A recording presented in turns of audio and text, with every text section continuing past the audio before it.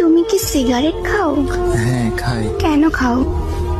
কেন খাই তা তো বলতে পারবো না, বাট আমার যদি একটা নির্ঘুম রাত আপনার হাতে উঠে দিতে পারতাম তাহলে আপনি হয়তো বুঝতে পারতেন কেন আমি সিগারেট খাই। এখন থেকে আর খাবা না। কেন খাবো না? আমি বলছি তাই।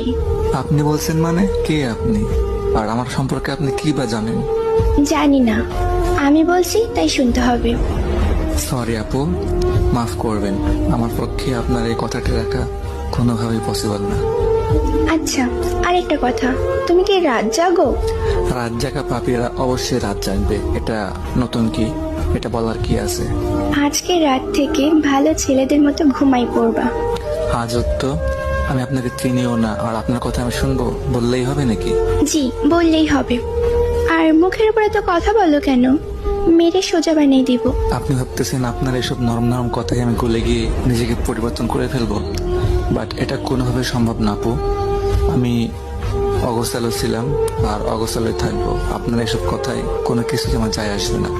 এত অগোছালো কেন তুমি? অল্প বয়সে পরিবারের দায়িত্ব কাঁধে নেওয়া অ্যান্ড একটা মানুষকে খুব বেশি ভালোবাসার পরেও তার দেওয়া আঘাতগুলো আমাকে অগোছালো করে ফেলছে। আমি অগোছালো ছিলাম না। নিজেকে গুছিয়ে রাখতে পারো না? যার জীবনের কোনো ত্রিসীমানা নাই তার জীবনটা গুছিয়ে আর কি হবে? তুমি এত রোগা কেন? খাওয়া দাওয়া ঠিক মতো করো না? পরিবারের টেনশন, প্রিয় মানুষের আঘাত, এগুলা নিয়ে ভাবতে ভাবতে রাতটা এমনি পেরিয়ে যায়। সকালের খাবারটা ঘুমিয়ে ঘুমিয়ে পার হয়ে যায়, আর দুপুরের খাবারটা কাজের ফাঁকে কখন যে খাই বা না খাই কোনো ঠিক ঠিকানা থাকে না। আর রাতের খাবার তো বন্ধুদের আড্ডায় ভুলেই যায় খাবারের কথা। এত এলোমেলো হয়েছো কিভাবে? ওই যে বললাম না, পরিবারের টেনশন আর আপনার মতো একটা প্রিয় মানুষের আঘাত। ও আচ্ছা, আসলে তোমার জীবনের মানুষটা ভুল, এই জন্য তুমি ঠকে গেছো। হয়তো বা আপনি ঠিক বলছেন, বাট ওরে ভোলা আমার পক্ষে সম্ভব না। কিন্তু এভাবে জীবন চলে না। কালকে থেকে সকালে তুমি তাড়াতাড়ি উঠবা, উঠে ফজরের নামাজ পড়বা, দিন নাস্তা করবা, তারপর সারাদিন আমার সাথে কথা বলবা। দুপুরের খাবার জোহরের নামাজ পড়ে এসে খাবা, আর রাতের খাবার খাবা এসে নামাজের পর।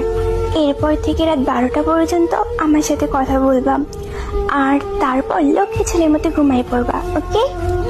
হাসাইলেন আপু, আপনি ভাবছেন আপনার এই দুই একটা মিষ্টি মিষ্টি কথায় আমি ইমপ্রেস হয়ে যাব?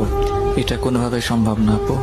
মানুষের জীবনে ভালোবাসা একবারে আসে, আমার জীবনেও আসছিল, বাট হয়তো মানুষটা ভুল ছিল বা আমি ভুলছিলাম তার জীবনে, সেই জন্য তো সে চলে গেছে। বাট তারপরে আমার লাইফে আমি আর কোনো দ্বিতীয় নারী এলাও করবো না বা করতেও চাই না।